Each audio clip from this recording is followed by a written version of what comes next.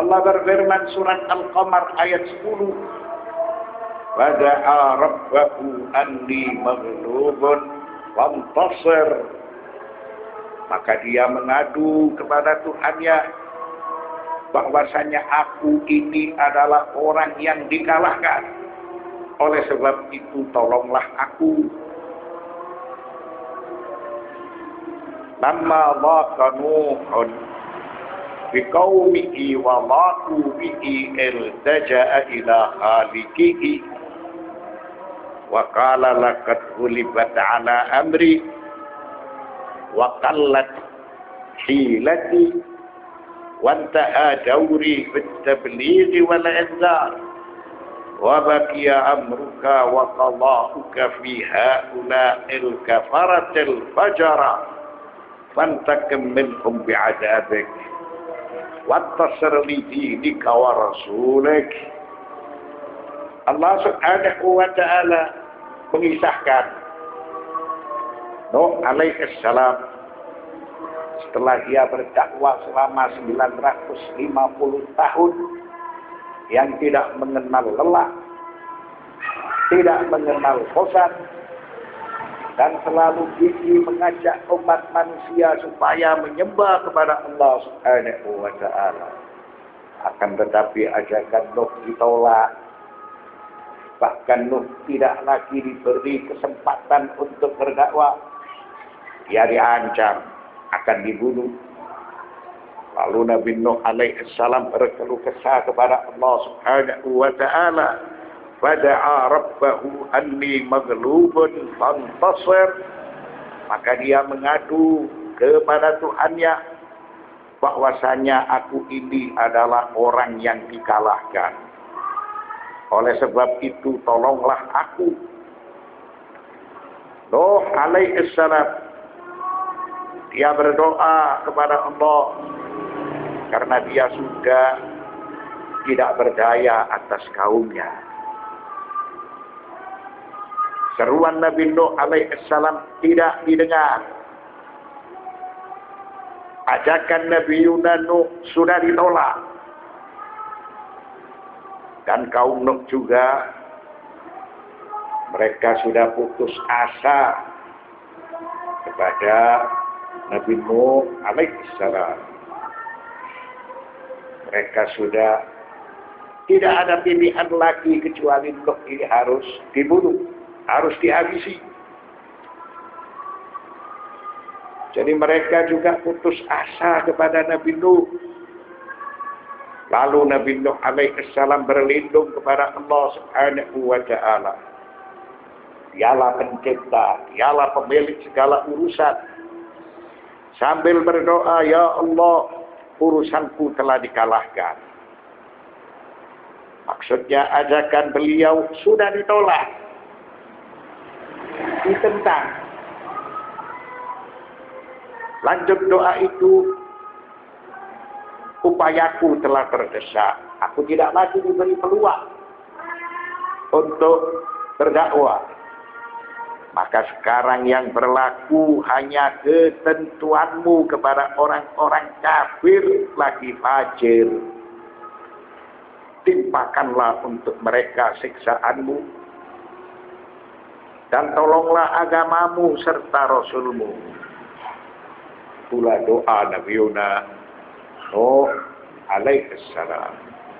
Doa itu dikabulkan oleh Allah Subhanahu wa ta'ala. 40 tahun kemudian siksaan itu diturunkan. Sehingga wanita-wanita kaum Nuh dijadikan mandul. Anak-anak kecil mereka menjadi dewasa. Dan mereka tidak merubah sikap, menolak ajakan Nuh. Setelah itu Allah Subhanahu wa ta'ala memberikan azab kepada mereka. Wa tujdiru al-isharatu ila anna Nuhan ma da'a ala qawmihi illa ba'da al-ya'si min hidayatihim. Falaqad labitha yad'uhum bila jadwa alfa sanatin illa 50 'ama Kama jaa bil ayah 14 min surat Al-Ankabut.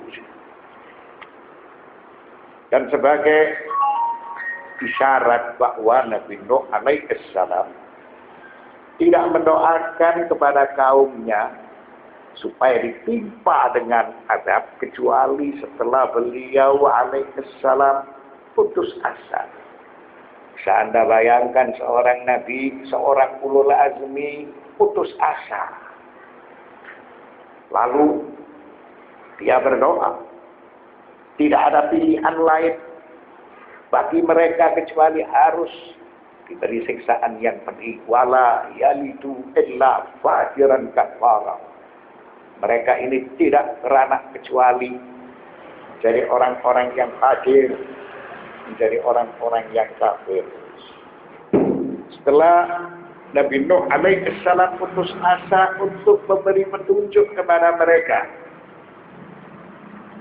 padahal beliau alaihissalam sudah mengajak mereka selama 950 tahun.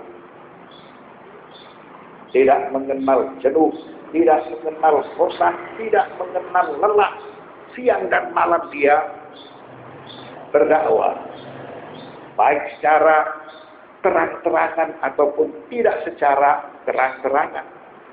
Itu semua dijelaskan dalam surat Al-Ankabut ayat 14. Walaqad arsalna Nuhan ila qaumihi falabitha fihim alfa sanatin illa 50 aman wa akhadhahum at-tufan wa hum zalimun.